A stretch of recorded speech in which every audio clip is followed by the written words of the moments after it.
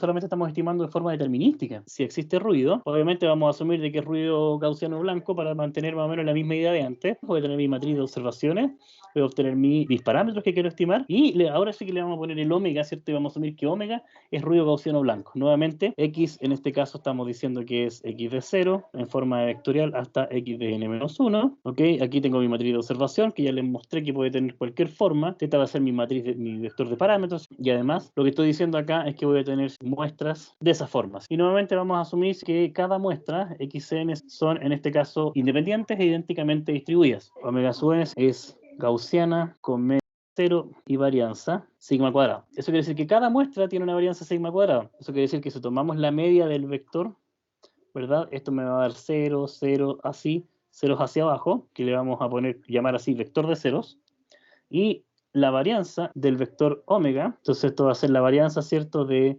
omega en 0, omega en 1, hasta omega n menos 1. Entonces, ¿cómo calculamos la varianza acá? Deberíamos tener, en este caso acá, la varianza de omega en 0 con omega en 0, vale decir, la covarianza de esos dos. Acá abajo debemos tener la varianza de omega en 1, omega en 0, y así sucesivamente. Acá deberíamos tener la varianza, ¿cierto?, de omega en 0, omega en 1, y así, ¿cierto?, hasta el final, y acá sería, ¿verdad?, la varianza que existe entre omega 1 y omega 1. Como son muestras I y D, todas estas valen 0, todas las cruzadas valen 0, y estas son simplemente la varianza. Entonces esto me queda como la varianza al cuadrado, 0, 0, hasta el final. Acá me queda sigma cuadrado, y acá puro 0. Entonces esto es lo mismo que decir que es sigma cuadrado, ¿cierto?, por la matriz identidad. Eso quiere decir, ¿cierto?, que el vector de omegas es una variable aleatoria vectorial, ¿cierto?, que se distribuye normal con un vector de puros ceros como media, y la matriz de covarianza en este caso corresponde a sigma cuadrado por la matriz de identidad.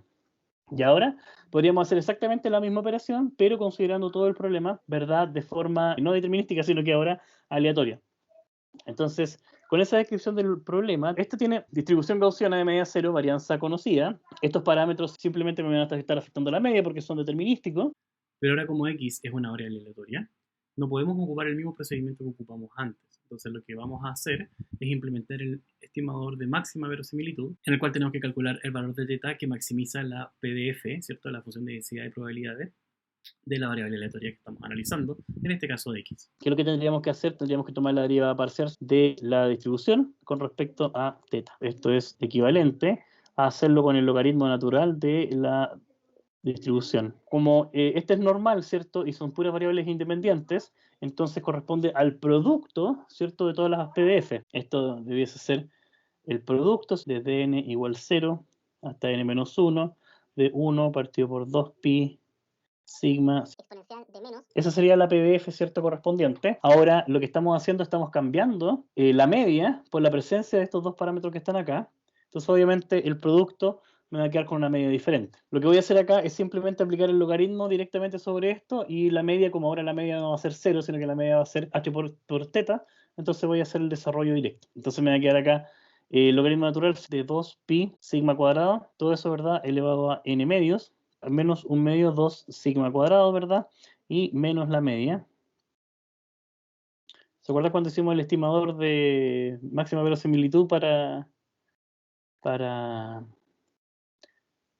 la media? Bueno, aquí estamos haciendo exactamente el mismo procedimiento. Todo acá es lo que me está modificando la media, ¿verdad?, de mi gaussiana. Tomamos la derivada parcial con respecto a θ, el primer término ni siquiera molesta, ¿cierto?, sino que simplemente nos queda con lo que está pasando acá adentro. Y acá fíjense que exactamente la misma operación que teníamos antes, entonces esto me va a quedar así, ¿verdad? Nuevamente aparecen estos términos que eran escalares, que ya habíamos revisado, ¿cierto? Y tenemos que calcular la derivada sobre eso. Y las propiedades matriciales que vamos a ocupar es que cuando multiplico un vector traspuesto con respecto a otro parámetro θ y estoy derivando, esto es exactamente igual a b, y la otra identidad, ocupando esas identidades, ¿cierto?, llegamos a que la derivada del logaritmo natural de p de x y θ es igual a 1 partido por sigma cuadrado, h traspuesto por x menos h traspuesto h θ. Y ese es el que tenemos que igualar a 0, entonces esto lo podemos factorizar.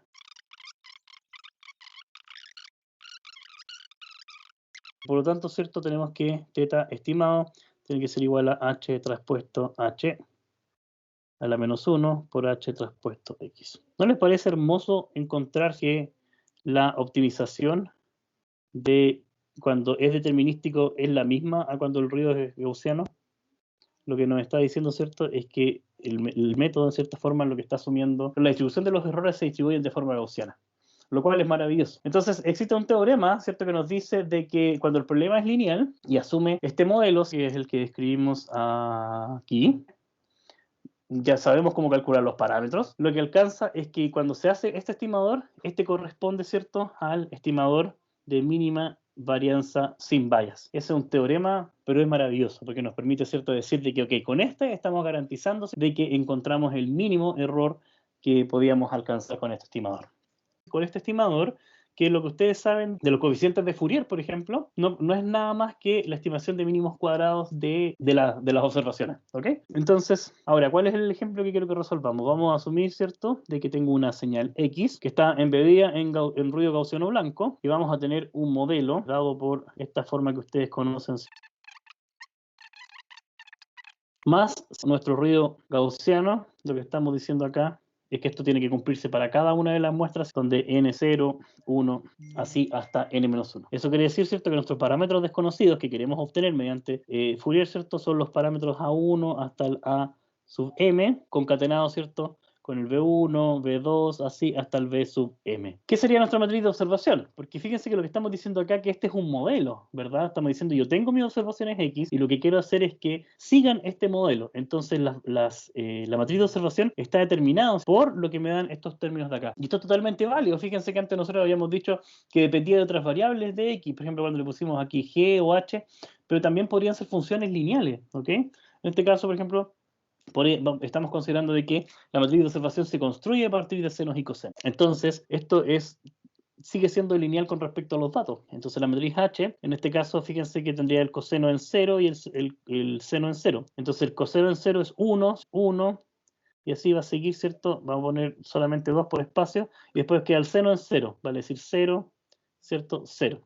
Entonces, obviamente, esto va a tener, si este tiene 2m por 1, obviamente esta matriz debiese tener, como vamos a multiplicarlos, tiene que tener al menos 2m columnas. Entonces, el primer elemento acá, por ejemplo, sería coseno de 2πn. Ese sería para el primer elemento. Los m corresponde, ¿verdad?, a cuántas muestras en el tiempo tengo. Entonces, acá, ¿cierto?, voy a ir desde 1 hasta 2m. Y así, ¿cierto?, el último elemento va a ser el coseno acá de 2pi, y el último elemento, ¿cierto?, es n-1. Y acá todo esto partido por n. Esto sigue, ¿cierto? Sigue para allá, sigue para allá, sigue para allá. Y el último elemento que va junto en esta fila, ¿ok?, va a ser 2pi m n-1 partido por n. Así los que van con 0, este va a ser, ¿cierto?, seno de 2pi partido por n. Este va a ser seno 2pi m partido por n, y así. Y ahí tenemos la matriz H. Fíjense que el K va desde 1 hasta m, y el n va desde 0 hasta n-1. Y lo que nosotros queremos hacer es multiplicar H por teta. Si este es de 2m por 1, este tiene que ser, ¿cierto?, de algo por 2m. Por eso son 2m columnas. Y el número de filas, obviamente, va a depender, ¿verdad?, acá, del número de muestras que yo tengo, que en este caso son n muestras. Entonces va a ser de n por 2m. Entonces así sabemos de que el número de filas acá, va aumentando, ¿cierto?, desde 1 hasta n, y este va el que había dicho ya antes, que va aumentando de 1 hasta 2m. Nos interesa, ¿verdad?, saber qué pasa con estas cuando calculamos las matrices. Fíjense que tenemos que calcular h traspuesto por h. Entonces, por simplicidad, vamos a decir que H está compuesto por vectores columna. Entonces, ¿qué pasa? Que cuando calculo, por ejemplo, la columna I traspuesta con la columna H, porque acuérdense que el objetivo acá es calcular H traspuesto por H. Por eso estoy estudiando qué es lo que pasa. Cuando tengo esto, fíjense que me van a quedar, por ejemplo, la primera columna con una columna siguiente, otra columna, ¿cierto?, traspuesta, va a pasar de que van a tener multiplicaciones de senos por cosenos o cosenos por seno para valores de n entero. Entonces resulta de que esto es 0, ¿cierto? Sí, y E distinto de J. Entonces, es súper útil, ¿cierto? Porque cuando calculemos el traspuesto, ¿qué nos va a quedar? Nos va a quedar entonces que, por ejemplo, las sumatorias de n igual 0 hasta n-1 de coseno de 2pi y n partido por n por coseno de 2pi j n partido por n. Esto es igual a 0 si son diferentes, y si no, va a ser igual a n medios, ¿ok? Multiplicado por el delta de Kronecker, que me dice sí, que vale 0 cuando son iguales y 1 cuando son, perdón, 1 cuando son iguales y 0 cuando son desiguales. Ahora, el siguiente término, ¿cierto? Que por ejemplo podría ser el seno de 2pi y n partido por n por seno, ¿cierto? Que sería la otra posible multiplicación que vamos a tener. Va a ser también igual a n medios. Y el último tipo de multiplicaciones que vamos a tener en este caso van a ser 2pi y n partido por n. Va a ser multiplicaciones de seno por coseno. Y esto va a ser 0, ¿cierto? Para todo tipo de I como j, porque los senos y los cosenos son ortogonales. Por lo tanto, cuando calculemos, ¿cierto? El h traspuesto por el h, la forma que va a tener en la diagonal, todos van a valer n medios y fuera de la diagonal todo el resto va a valer 0. Lo que podemos expresar, ¿cierto? Como n medios por la matriz identidad. Entonces sabemos que el estimador, ¿cierto? De mínima varianza corresponde, ¿verdad? Al producto de h traspuesto por h inverso por h traspuesto, ¿cierto? Por x. Lo que estamos diciendo, ¿cierto? Que el producto de esto es la matriz identidad y la inversa de la matriz identidad es la misma matriz identidad. El inverso de n medio es 2 partido por n y la matriz identidad por h traspuesto es simplemente h traspuesto por x. ¿Y qué es lo que estamos diciendo cuando tenemos h traspuesto? Estos 2 partido por n. El h traspuesto en este caso, ¿cierto? Va a ser la fila h1 traspuesto, la fila h2 traspuesto, hasta la fila h2m traspuesto. Todo eso multiplicado, ¿cierto? Por el vector x. Entonces, ¿qué es lo que estamos diciendo? Fíjense que acá tenemos obviamente los primeros m son los que iban con coseno y los segundos m son los que van con seno. Teníamos los a1, a2, hasta el am, b1, hasta el Vm, ese es el vector de tetas. Estamos diciendo que es igual a cada una de estas relaciones. Entonces, obviamente, algunos de los h van a ir con seno y otros con coseno.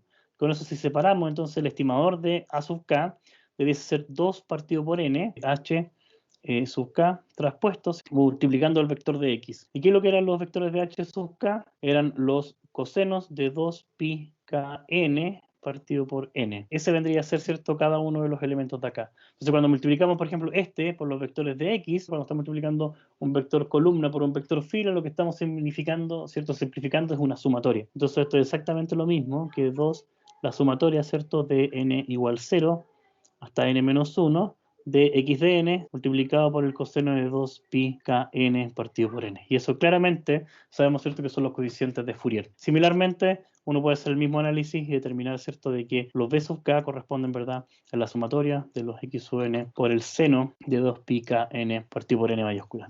Con esto hemos encontrado, ¿verdad?, de que los coeficientes de la serie de Fourier que hemos ocupado todo este tiempo corresponden al estimador de mínima varianza sin bias, el estimador MDU, que mejor describe los datos conforme al modelo que hemos presentado de la suma de senos y cosenos. Por lo tanto, ¿cierto?, los coeficientes de Fourier son las estimaciones de mínima varianza sin bias, ¿cierto? Lo cual lo encuentro, desde mi perspectiva, algo maravilloso, porque se dan cuenta que estamos juntando, ¿verdad?, algo que ustedes conocen con algo nuevo que estamos tratando de aprender. Y nos damos cuenta que en realidad acá todo lo que siempre hicimos en realidad fue resolver una estimación de unos coeficientes. No sé si les parece interesante, pero a mí me parece maravillosamente asombroso. Primero darnos cuenta, ¿cierto?, que hacemos la estimación determinística, nos da una forma. Si lo hacemos de forma considerando ruido aleatorio, también nos da la misma forma y además, ¿cierto?, que eso lo podemos juntar con teoría que ustedes conocen quizás desde segundo año, cuando hicieron análisis de Fourier, serie de Fourier y todo, y darse cuenta de lo que siempre estuvieron haciendo de estimación de parámetros. Con esto doy por terminada la parte teórica de regresión lineal.